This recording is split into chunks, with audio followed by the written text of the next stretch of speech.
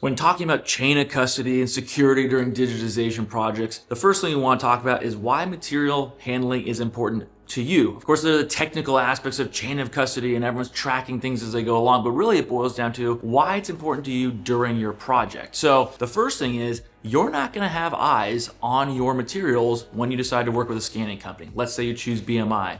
You're either gonna send us your records, paper files, microfilm, microfiche, whatever it is, or we're gonna pick it up and we're gonna bring it back to our facility and scan the materials. You're not gonna be able to see them. So you wanna know, how are you handling my records? How are they tracked? How are they processed? So I don't feel like I'm just giving them to someone and just gets thrown in a pile and who knows what happens. So that's the first aspect. Next, you're just expecting general security and proper handling and protection of your files. These may be copies, maybe you have duplicate microfilm rolls. You have 1,000 rolls of originals and then you have duplicates, so you have 2 copies. Maybe it's the only copy, or you have records back from the 1970s that this is it, and you want to know someone is handling your records in the right way so that they're protected, they're secure, and they're processed for digitization in a streamlined and professional fashion. And then lastly, something that you may not think about when you're thinking of chain of custody and handling is you may need to get access to your records while they're out of your hands. This happens a lot with our clients. We pick up materials or they send them to us. Maybe it's the entire project, possibly in batches, but then they give us a call, send an email saying, hey, I need to get to something that you have. Well, if you're from a different state than us or just different city, you're out of town,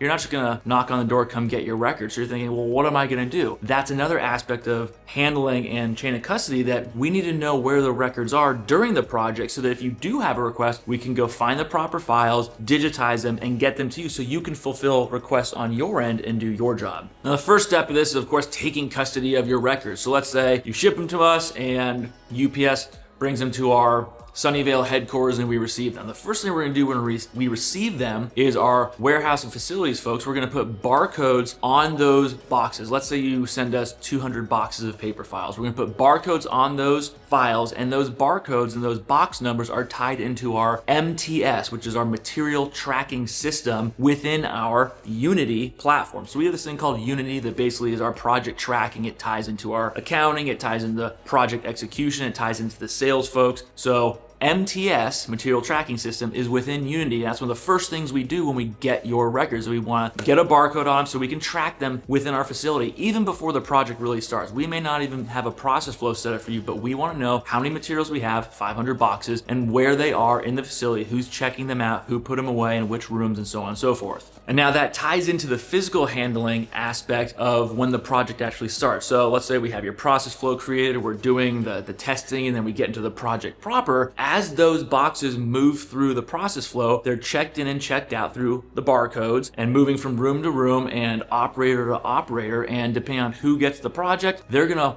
want that barcode so we know who's scanning it, which scanner it's at, which room it's at, which step of the process flow that material's at within the project. So we can tell, okay, box number 1, 2, 3, 4, 5 is in step 10 of 35 in the process. Box 98765 is in step 25 of 35. So we know exactly where each box is, where it is in the process, if there are exceptions, if a project manager has to review it. That all ties into chain of custody and handling your project, but also just how we execute the actual digitization to take your records from analog to digital. And then moving a little bit deeper into the digital aspect, I mentioned the process flow. So your project, again, let's say you're scanning 500 boxes of materials. It could be a very simple 15-step project. It could be a very complex 45-step project, but whatever it is, within that Unity system, we are tracking your project with a process flow, and each unit, which would be a box with a barcode, because we can track that box, will be tracked throughout the project, where it is in the process flow, which step it's at, how many pages were scanned within that unit, how many folders were created, how many files were indexed, based on that tracking system within Unity. Now we're talking about boxes, but if you're scanning microfilm, let's say you have 5,000 rolls of microfilm, every single individual roll of microfilm, because they usually come in little cardboard boxes, those will be barcoded and those will be tracked individually. So that'll be 5,000 units tracked. If we have microfiche, we'll know where 150,000 microfiche are. So it just depends on the type of project, the type of material, of which level of unit we are tracking. So we're not We're not going to barcode every page for paper scanning. We'll do book, a box, something like that. Microfilm will be by the film. Microfiche will be by the box of microfiche, and then each individual unit will be counted from that box. So depending on the project, we will track it still within Unity. Now, a lot of companies like ours will use subcontractors for different pieces of the project. One of them is typically indexing, so digitally naming the files. Now, something we'll do is, even if we are having subcontractors work with us for keying a microfiche title, let's say, or a label on a microfilm box, or a number from a folder on a paper scanning project, we know where that little chunk of information, we know which of our subcontractors it was sent to, where it is in the process flow, if we've already received it, if we're aggregating it with other information. So even at that level, we're tracking where these pieces of information are during your project. And then I mentioned earlier about requests. So if you have a request, let's say we're back to that 500 box scanning job, and it's student record file, so folders of student records. We get a call saying, hey, I have a student, you're calling us, I have a student that has a request for their file, but it's out of our hands, it's with you. Can you find it, BMI? What we have is what we call BRS, BMI Request System. It's another application that we built so you can actually submit a request through that, let us know what file you need, which box it's in, because you'll have an inventory of your own materials as well, or we can help find it. If it's found, we'll scan that file and load it into the secure BRS hosted application so you can pull it down and fulfill your request. So we even have an application that we track materials within BRS, so you can have that request going back and forth even when those records are out of your hands. Now, I'm going to touch on one more subject, which is disposal. So that's a key aspect of the chain of custody and tracking and knowing who has what and what's going where. So I'd say maybe 20% of our clients have us destroy their materials after we scan them. Let's go with that 500 box scanning job, and let's assume that we do 100 boxes a month for 5 months. What we do is, after each chunk, we'll basically call it a job. So, job A within the larger job would be that first 100 boxes in, let's say it's January. Once we finish those and we deliver the imaged product from those 100 boxes, we'll hold those. Typically it's 90 days. And again, we're assuming that we've already talked with you. You said you want to have these disposed afterwards. We'll hold those for 90 days. And then we will send you a material destruction authorization form, basically saying, okay, this job number, 98765A, has 100 boxes. These are the box numbers. And based on your request, we're going to destroy these. And what we do that for is because we don't want to just say, well, you told us to destroy them, so we destroyed them. You may say, well, geez, the hard drive you sent me actually didn't work correctly. Someone kicked it, so we need you to resend the files. Or actually, I decided not to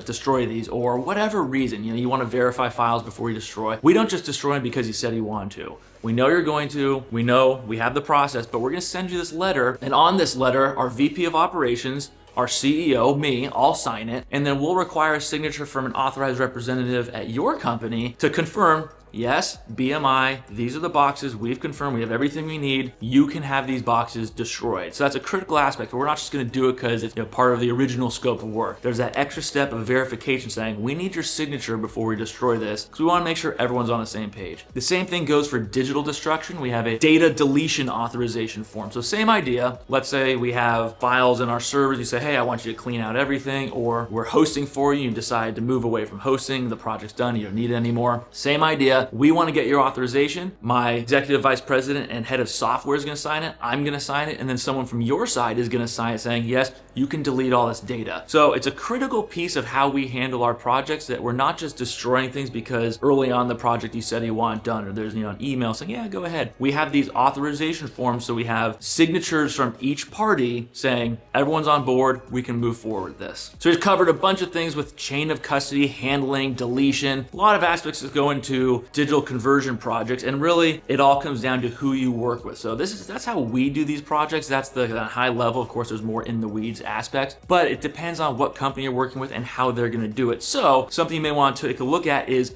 working with a scanning vendor versus a scanning partner, which is this video here. It'll describe some difference between someone that's just a transactional vendor and someone's gonna be a partner with you, and really walk you through these steps and how to make the best of your project. So thank you for watching this. Check out that video, and I'll see you next time.